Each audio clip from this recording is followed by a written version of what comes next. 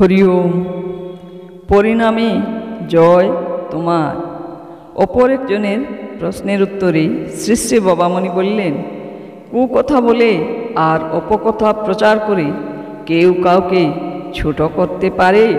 দলবদ্ধ জনতা সংঘশক্তির আশ্রয় নিয়ে এবং প্রচুর বিত্ত বলে নির্ভর করেও যদি উৎসাহ প্রচার শুরু করে, তবু জানবে জগতের কোথাও না কোথাও কোনো না কোনো কালে তুমি নিজের সুযশ ও সুপ্রতিষ্ঠার পত্তন করতে পারবে।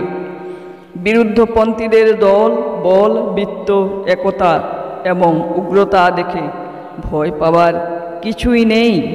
উৎসাহ যার উপজীব্য, তার দল অচিরে ভাঙবে, তার বল শীঘ্রই ক্ষয় পাবে, তার বৃত্ত অপব্যয়িত হবে, তার ঐক্য থাকবে না, তার